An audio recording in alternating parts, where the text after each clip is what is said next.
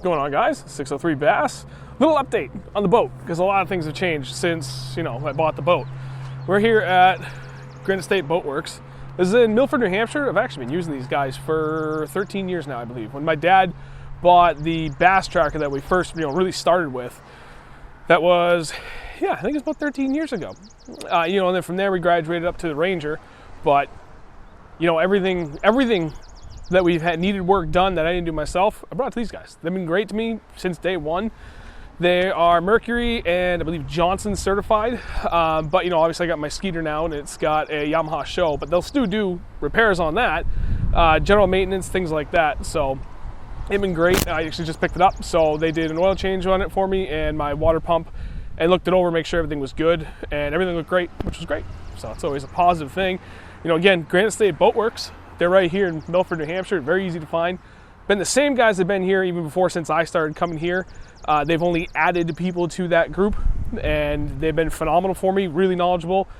Get everything I possibly need from here. If they don't have it in stock, they order it. I haven't had any need to go anywhere else. They've been great to me since day one, so can't recommend them enough. So onto the boat. We've done a few things. Now I know when I bought the boat, I said I was going to try and update a bunch of stuff. So it took a little bit longer than I thought for some of these things, but for the most part got done. So one of the big things was, obviously for the Minn Kota Talon, I did the tilt bracket, which is pretty straightforward. If you pop that, I don't have the kickstand, it should go up here, but there's 3 spots that I fish here in the state where this is absolutely necessary. I cannot fish them, and it's for areas that I do a lot of fishing in, a lot of really good fishing. So that was really important to me that I get. And honestly, this was by far the easiest thing to do. There's 4 bolts, 1, 2, 3, 4, and that takes the Talon off of the mounting bracket. And then you've got this. This is the actual tilt bracket right in there. And you got 4 bolts, so you just take the Talon off, bolt that in, bolt the Talon to the tilt bracket, done. And again, you would mount the kickstand basically up here. Right now, if I were to drop this, it'd probably smash my puck. And yes, my boat is filthy. I did a lot of highway driving last time I was out in the rain, and I've been at work ever since, so I just haven't been able to get it clean. But that has been invaluable. Now, the next thing we're going to do, too, is, you can see you've got your 2 bolts that lock in the height of this. If you replace those with, those, quick change brackets, it looks like a little T-handle almost, then what you could do is, I've got on this side, really, from this one up to here, I've got a little over 2 feet. If you were to do those quick release handles, what you could do is you actually turn your 8-foot unit into a 10. Obviously, you have to remember to make sure you bring the damn thing up when you're done. But the beauty of it is that as long as you maintain your hard stops on the bottom, you really can just drag this thing down a little bit further and you get that little bit of extra hold. So you can make your, what you already have go a little bit further, and for relatively cheap money too. So that's next. So that was important that I get that done, because again, there's a couple of spaces that I really like fishing that was important to do. Next up, electronics. That was something I've been working on for a while, and that was Lowrance. So, HDS units. I had, what did I buy at first? I had a Lowrance Elite 7, and that's what essentially is the hook now. And that one was really good to me over the years. I had 1,500 markers on it, and it's not that easy or straightforward to get those off the old unit and onto the new one. So that's something I have to work on. But, in the meantime, I've got the new units. And, again, replace the front one, which was an HDS 7 Elite. That was the original Elite. Now it's the hook. And now I've got 2 HDS units. And these are, the actual HDSs. I think they're actually called now the Elites. And what used to be the HDSs are now the Lives. Something like that. Lowrance recently changed everything around and flipped me on my head.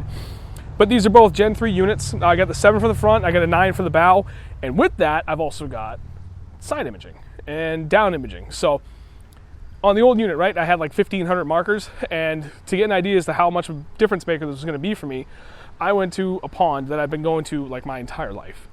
And especially in the past 5 years, I made it a point to focus on this 800-foot section, right, where they're always stacked up early in the year and late in the year. So I really want to put in a lot of time and effort there so I could do well in those really cold water conditions. It's good practice grounds.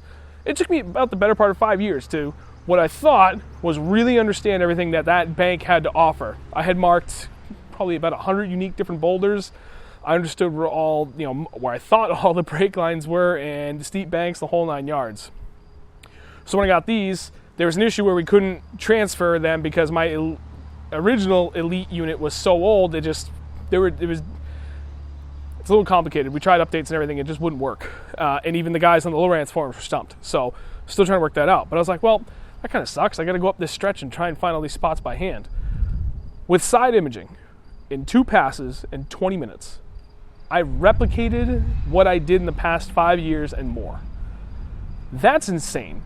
And, for people that have side imaging, that's, you understand that. But for someone that, had only heard the benefits of it secondhand from people, it's insane when you first experience it. And especially in a body of water that you think I've fished this place probably 400 to 500 times in my life over the past 25 years. I thought I knew it. I didn't. Side imaging told me how much I didn't know it.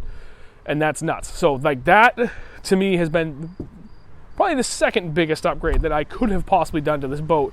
And I'm extremely excited. Again, it's just, the 9, it goes up here, and these are these crazy Cisco Fishing System Limited, these brackets. They are stout.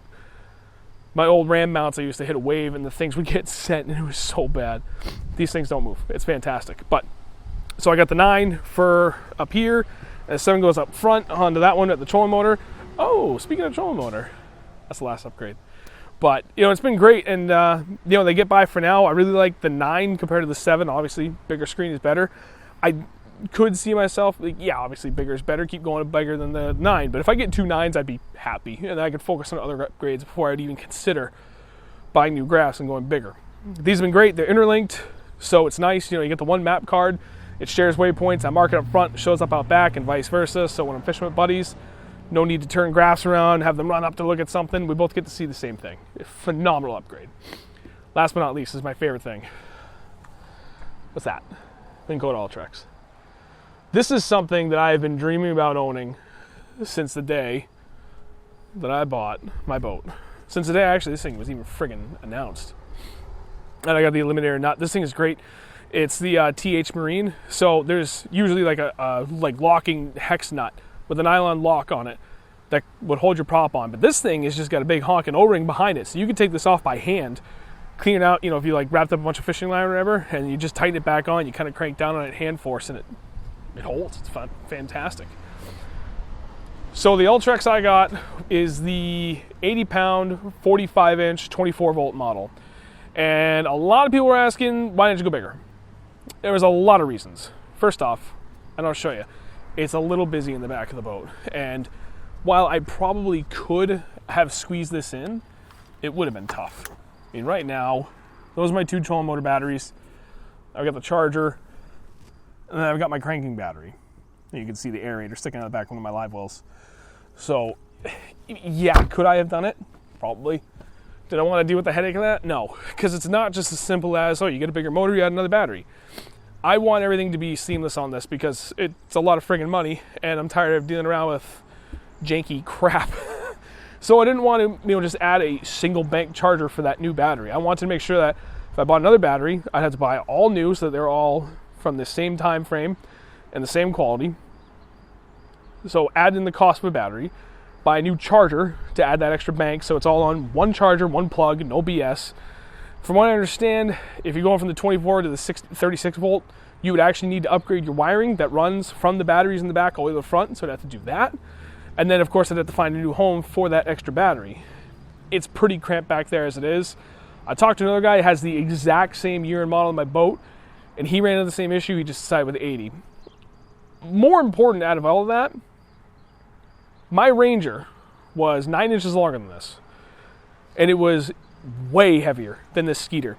Not once in all those years I was using that Ranger did I feel I needed more than the 24 volt 80-pound trolling motor. Were there some days that, at the end of the day, you were kind of feeling a little sluggish? Absolutely. Doesn't mean that I needed more power. Would it have been nice? Sure. If I were fishing a lot of rivers, different story. Half of my time is spent on bodies of water less than 100 acres in size. I control it all day for 2 days straight, which I already did this year, and on one single charge. It's been phenomenal. If I go up and fish the big lakes, I got to make sure that I charge at the end of the day. Not the end of the world. So, would it have been nice to go the extra 36 volt? Yes. My calculations, it would have cost me an extra $1,000 to get that done. plus a lost day to get it all set up to go to that 36 volt. Wasn't worth it. Was not worth the extra time and investment. Maybe I'll change my mind later on down the road. That's fine. This thing is in such good shape, or it still will be, that I can sell it, make a lot of my money back. It's not going to be the end of the world. I'll only take a little bit of a hit. For now, I mean, I've been out in some pretty crazy winds already so far with 2 dudes in the boat, spot locked down, fishing with the wind. It's been fine. I've been more than happy with it. So there's nothing wrong with buying a 36 volt if that works for you and you can afford it. But for the love of Pete, don't let people peer pressure you into buying something that really is already a luxury to begin with. But especially going to a 36 volt, you know, unless you're fishing a lot of current or you're fishing nothing but big water all the time with like a 21-foot boat. It's a 19.5-foot boat. I spend most of my time fishing just calm water. Just make sure you understand what your actual needs are versus your wants, and don't stretch yourself too thin. It's the best I can say. But that's it. So, you know, again, special thanks to Granite State Boat Works. They're the ones that have, you know, always done the work on my boats and will continue to. They've never given me a reason to go look elsewhere. They've been phenomenal since day one. So, continue to bring my boat back here as needed. It's great, you know, again, that even though they're not Yamaha certified, they'll still work on it. It's just an outboard. Now, for warranty work, different situation, but we'll cross that bridge when that time comes, if that time comes. I'm pretty sure there's no warranty left on this thing anyway. So that's going to wrap that up. That is the upgrade. So we got the Talon tilt bracket. We got the new HDS 7 and HDS 9. Everything's interlinked. And I got the Minn Kota Ultrex. So those are the newest upgrades.